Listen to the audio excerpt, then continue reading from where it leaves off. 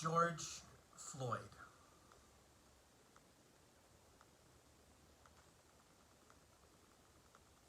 This brother of ours, this member of the global community, tragically and unjustly lost his life this past week. His voice was not listened to. Indifference was shown. And sadly, for me, in a moment that finds me believing that our global community is being strengthened and brought together more, a preventable incident shatters that hope for a better tomorrow. George's name joins a litany of our sisters and brothers whose lives have been taken for no apparent reason. But the common denominator in many of these situations is simply the color of their skin. This is not to take away any of our siblings who have lost their lives because of indifference, regardless of race. But George, again, calls our attention to very much the scourge, the sin of racism, of indifference towards those of color in our society. Much like this contagion that is ravaging our world and taking innocent lives, so too does the contagion of racism seem to be doing just the same thing.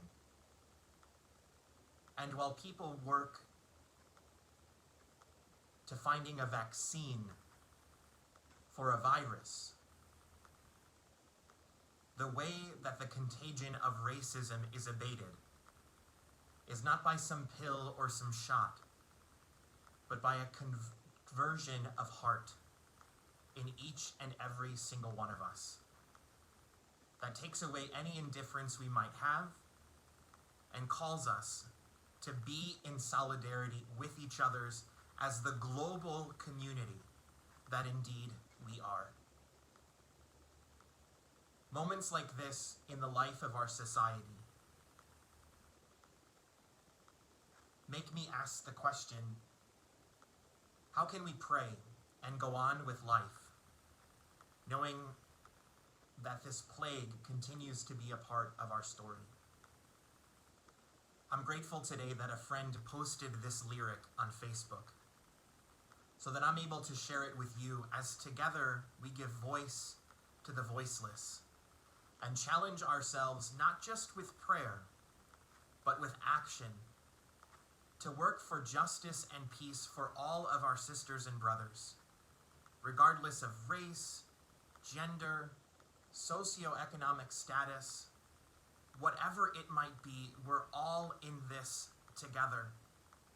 Our Creator made us siblings to one another and calls us to live in peace and harmony that we may be one. May you and I heed that challenge today and go to be about God's business in the world, to bring peace and justice, to be the voice of the voiceless, to work for a kingdom in which we respect each other, for the inherent dignity we have as being created by the one who breathed life into us.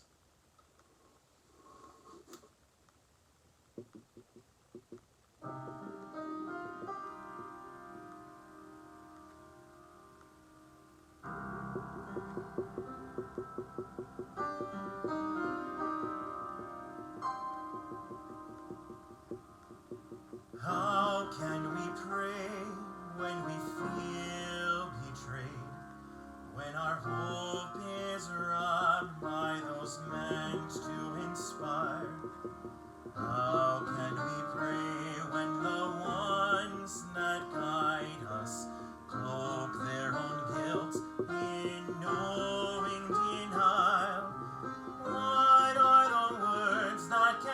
heal and comfort? Where is the truth that can bring relief?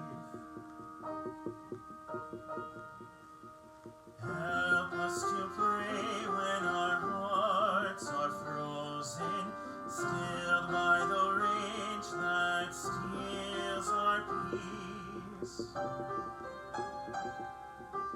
How can we sing when our voices choke, tied with anger, dried out by grieving tears? How can we sing when the cries of others drown out the music we long to hear?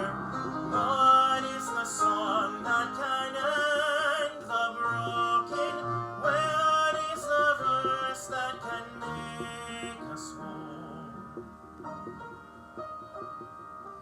Help us to sing when our voices tremble, shocked at the pain too many know. How can we preach of a faith we share when our moral center is tilted askew? What can we preach to a world now doubtful, unsure of all they once thought was true?